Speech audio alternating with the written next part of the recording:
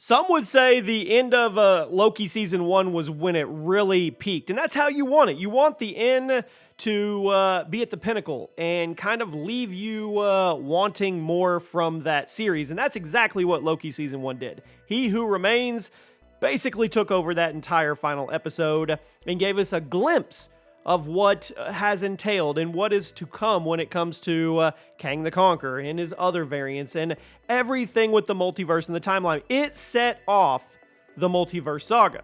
So everybody wanted to know, well, Loki season 2, what's going to happen? Spoiler alert, at the end of season 1, we see a new statue in place of Kang the Conqueror. Now, this is a different Kang variant than the Warrior Kang we are going to see that's stuck in the quantum realm in Ant-Man 3. And everybody needs to pay attention because we're going to be bouncing from variant to variant. But people have been wondering just how many Kang variants will we get? Jonathan Majors has done interviews talking about the multiple Kang variants he's going to get to play and the range he's going to get to play, and he's super excited about it.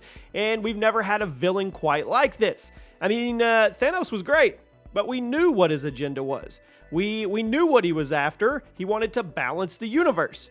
These Kangs, they all have different agendas, and that's what the multiversal war was about. It was a war between Kangs trying to dominate and balance it, and balance it according to their terms. And He Who Remains ended up on top, and he was able to control everything. He made the TVA.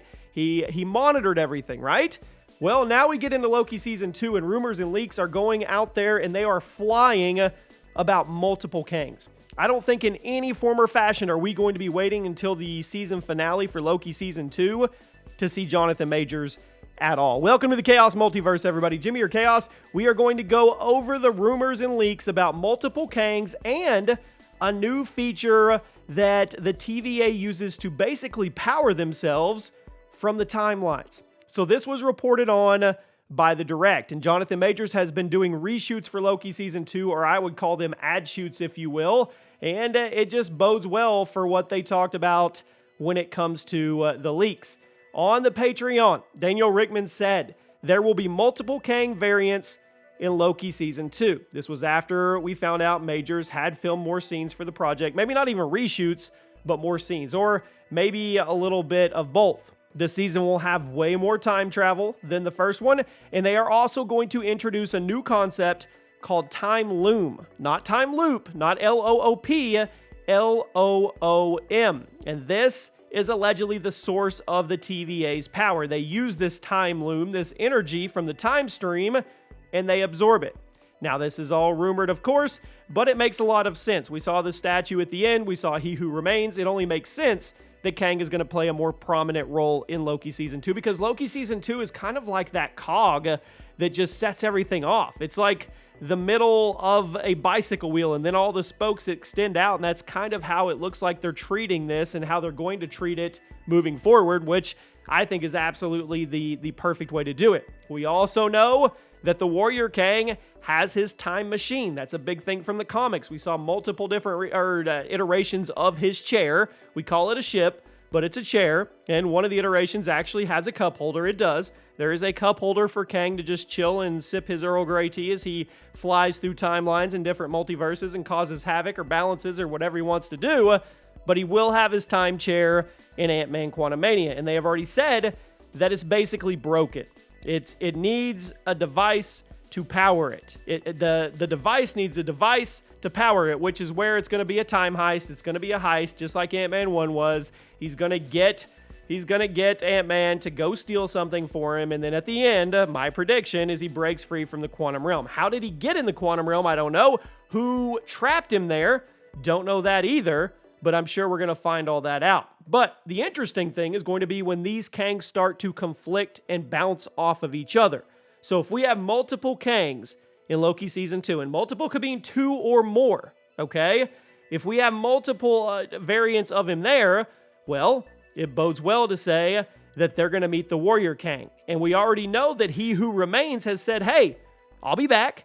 You guys will mess all this up, and then I'll come back through again, and I'll fix it. And I've already said in a video the other day that I feel like He Who Remains is going to play a pivotal role in the end of Secret Wars, and I think he's going to be one of the ones to refix it all, and then 616 is going to be your primary timeline for everybody. That's just my guess. I know that's a long ways off, but it's going to be really interesting when these Kangs start meeting each other, because you know we're going to see teases in other movies coming up. Will we see anything in Fantastic Four? I don't know. Shang-Chi 2, it sounds like that's going to lead up to Kang Dynasty, so there's a really good chance that we would see a Kang variant or two in there. It sounds like they are fast-tracking or tracking Doctor Strange 3. We're going to be going down some dark universe. Definitely probably see one there. The Marvels would make sense. That's a cosmic Marvel movie too. So once again, these are all opportunities for us to see Kang variants. Now, if the Warrior Kang survives Ant-Man, which I fully feel he is going to, I think we're going to see bits and pieces and post-credit scenes and teases and cameos of him a lot as he builds up toward whatever he's doing.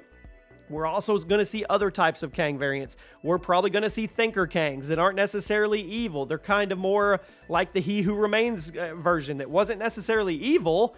He was just trying to keep everything in order and keep the bad variants from taking over. We're probably going to see a superhero version. I wouldn't be surprised at all if we see an Iron Lad version of Kang, and maybe even fights alongside the Avengers in Kang Dynasty or Secret Wars. We're going to see a lot of different versions that have to kind of contrast with each other, and I hope it all meets for a Council of Kangs. I hope they pay that off from the comic books. That would be amazing to have just a ton of Jonathan Major Kang variants, or even other. They doesn't just have to be Jonathan Major. Variants can look like other people. I mean, we're going to get a Beyonder supposedly in Secret Wars, which is a Kang variant, but it doesn't look like Jonathan Kang's Kang the Conqueror at all. And then it would be really cool if they paid that off with a Kang Council of Kangs. I mean, think back to Rick and Morty if you don't know what I'm talking about from the comic books, but that would just be an amazing sequence, an amazing scene. And then they all argue, and then they all get in a big war. Then you have your good Kangs and your bad Kangs, and it's gonna be bonkers. But yeah, Loki Season 2 looks like this is where it's going to kick off even more. We're gonna get a taste of him, a big taste of him in Ant-Man 3, but we're gonna get a taste of other versions in Loki Season 2. So you guys, let me know what you think. Are you excited? Do you think Marvel and Kevin Feige have bit off more than they can chew with this? This is huge. If you've never read the Secret Wars 1, 2, or the 2015 version, there are so many pieces to this chessboard that have to be in place for this to actually work, and you have to do the storytelling in a manner where everybody can follow it. It's going to be interesting, to say the least. So you guys, let me know what you think. Make sure you subscribe to the channel. Make sure you have those notifications fully turned on. Thank you for all the support. We're trying to get to 100,000 in 2023, and I'll see you guys soon.